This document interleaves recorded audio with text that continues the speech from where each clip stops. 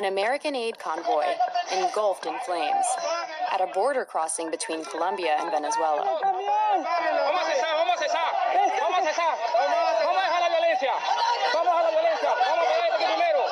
The scene has become a critical flashpoint in the political and economic crisis gripping the country.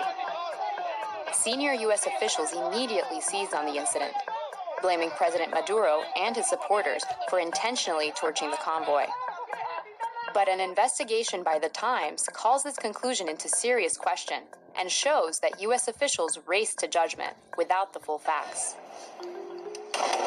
How did we get here? The Venezuelan crisis came to a head in early 2019, when opposition leader Juan Guaidó declared himself president in a bid to unseat Nicolas Maduro, whose authoritarian rule and economic mismanagement resulted in searing poverty. Backed by the U.S., Guaidó mobilized his followers to bring American aid into Venezuela, but Maduro blocked border crossings and denied entry. On February 23rd, 4 aid trucks arrived at a bridge on the Colombian side of the border. Guaidó supporters cleared a path and drove the trucks toward Venezuela. Security forces repelled them, firing tear gas and rubber bullets, and the aid trucks got stuck on the bridge. The Colombian government released this annotated footage of the standoff. They circle the Venezuelan police near the trucks before the fire breaks out. The implication appears to be that the Maduro regime caused the fire. But note the timestamp in the footage they circulated. It suddenly jumps ahead by 13 minutes and misses the critical moments leading up to the fire. We obtained previously unseen TV footage that fills this gap and tells a more complicated story. So let's back up the TV footage and see what happened. A small group of protesters starts throwing rocks and Molotov cocktails. We'll focus on this one protester. Here we see him throwing 2 Molotovs toward police. Let's look at the scene again. 4 trucks are stranded on the bridge. The protester approaches from here, behind the 3rd truck. He launches 1 Molotov, but the second one separates, and the burning rag veers off toward the trucks, not the police.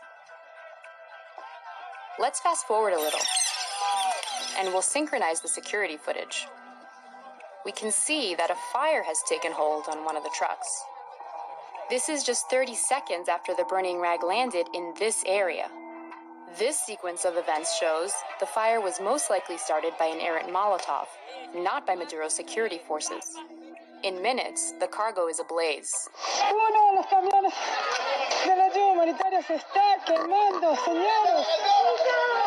As this journalist turns the corner to get a better angle, she takes the same route as the protester who threw the Molotov and points her camera in the direction the rag went, where a fire is now blazing. This was the start of the fire that spread rapidly and consumed 3 trucks. Both police and protesters scrambled to contain the scene. As the chaos was unfolding, the incident quickly escalated into a political firestorm. A Venezuelan journalist tweeted this report, blaming Maduro. 12 minutes later, Senator Marco Rubio retweeted the unsubstantiated claim. National Security Advisor John Bolton weighed in soon after. And then USAID Administrator Mark Green claimed that Maduro had ordered the burning. Secretary of State Pompeo tweeted out the same visuals that evening.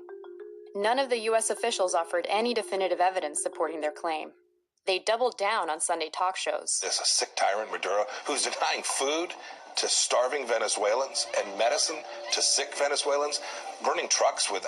This is the worst of the worst of a tyrant. And officials continued to cite the burning trucks at the UN Security Council. Armed gangs, thugs, and criminals released from prisons were mobilized to control the border.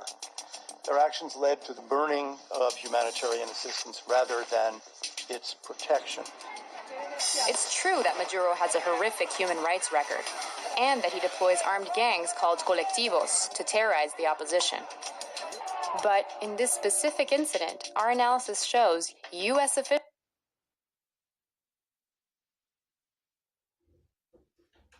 use unverified claims to spin their side of the story. Officials we contacted either did not comment or failed to provide evidence supporting their claims. What happened on the bridge is a classic example of how misinformation spreads online. A rumor or unproven claim is made. It's amplified by influential people.